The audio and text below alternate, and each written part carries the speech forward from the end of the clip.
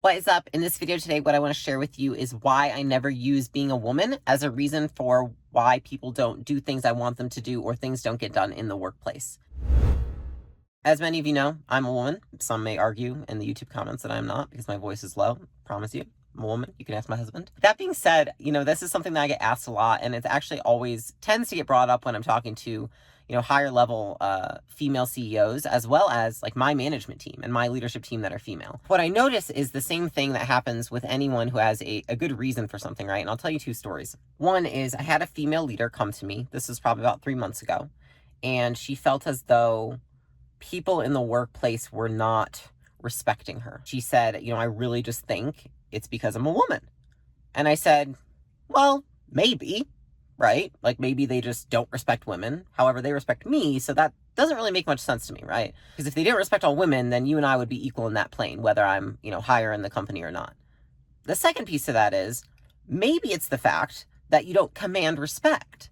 And maybe saying that it's because you're a woman is a very convenient excuse to cover your other deficits. And she was like, oh crap, you're freaking right. And I was like, yes, we've been working on this anyways. We've been working on the fact that you need to command respect from a room. Whether it's men or women, it's irrelevant. But that's a skill that we've been trying to work on. I said, you're just pointing to the most convenient thing possible to blame, to say this is what it is. It's not me. It's this thing outside of me, right? Because to change the thing inside of yourself, to change that skill of commanding a room, demanding respect in that way, earning respect in that way, is much harder. It is so much easier to get a off-the-shelf excuse for why something isn't working. And it's like, oh, here we go. It's because I'm a woman. I'm just going to say everything's because I'm a woman, right? Because it's super easy to point to. I say this because there have been so many instances in my life when, in the last 5 years particularly, when I could say that it's because I'm a woman. When I first started off in my career, I joined multiple sales teams at big box gyms. I was one of the only females. I got a ton of flack. They're like, oh, if you want to get clients, show some skin, do some of this, put some pics up with half clothes, all this stuff. And I never did any of it because I was like, I don't want to ever think that the reason I did or didn't get clients was because of, me being or not being, an attractive female, right?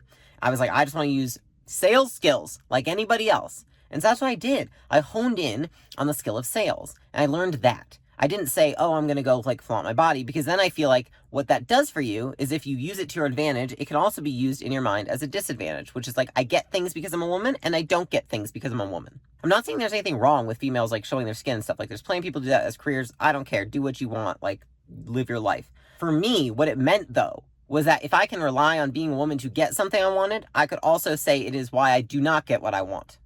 If you're following. So that's why I explained to this employee that came to me. I was like, every time you use it as an advantage, then it also will adversely, your brain's going to use it as a disadvantage for yourself. And she was like, oh my gosh, you're so right. I'm literally using it to hide behind the other things that are my deficits. It's just an easy reason to put out there. Another way that this kind of came about, and it's not about being a woman, but it's about looking at just things that we can point to that are easy excuses, that are convenient, right? Off-the-shelf solutions and off-the-shelf excuses. We had dinner with one of my friends and her two sons, and they brought one of their friends.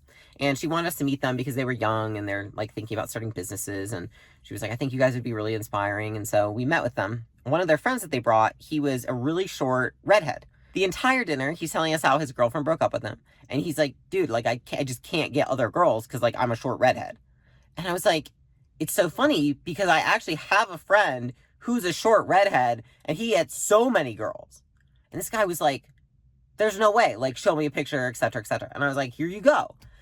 And it was mind blowing to him. And I explained to him the same thing. I was like, you're just pointing to the thing that seems like the easiest to point to. You're like, oh, well, I have no control over this. And the thing is it's freeing, and it's also creating your own prison at the same time, because you're saying, I'm free. I don't need to do anything about it because I'm short and have red hair, or it's because I'm a woman. But at the same time, you create a prison because there's nothing you can do about it, right? So there's no way out of the box.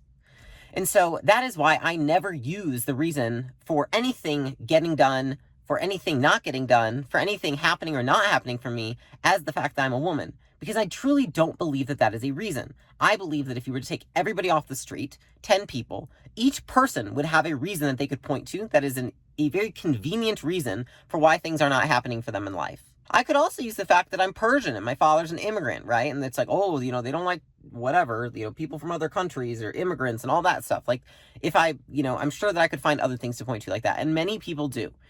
And I'm sharing this because I just notice it's this default that so many people go to, particularly women go to it in the workplace, but everybody has their go-to, right? Like, what's your go-to excuse for why things don't happen for you? I think it's something to really think about. And then the question to ask yourself is, what if you just didn't allow yourself to use that as a reason? And you might be thinking, well, Layla, that's kind of not fair, because it is a reason that a lot of things don't happen. Like, there's been studies done, for example, on, people who are more attractive get more things that they want. Women get paid less. Women get less this and that. Well, true. But is that a helpful thought? Is that going to help you in this situation? Is that going to help you progress? Is that going to help you get better? The answer is no, it will not. It is not a useful thought at all.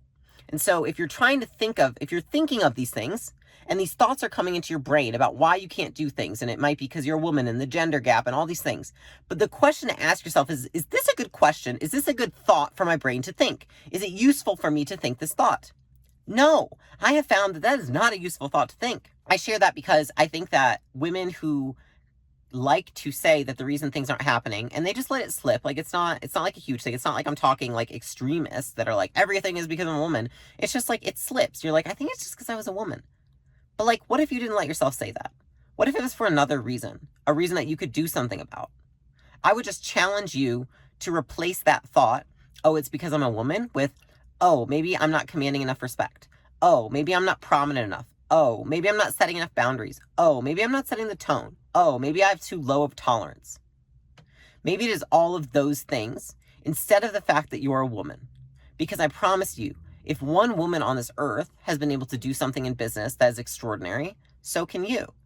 And it's the same goes for anyone else who believes that they have a reason why they shouldn't succeed. You are literally justifying your failure with something that you cannot change. And you know what that means? If you cannot change the thing that causes failure, that you are always going to fail. So that's all I've got for you guys today. It was top of mind for me. I can't do it. I can't think those thoughts. They're not useful for me. And I hope that if you are thinking them, you challenge yourself to think the opposite. Because even if something is true, if it is not useful for you, then why are you thinking it? So go ahead. If you guys like this video, you want to hear more about this, gender in the workplace and things like that, which is the only video I have on gender, go ahead, hit subscribe. I'll see you in the next one.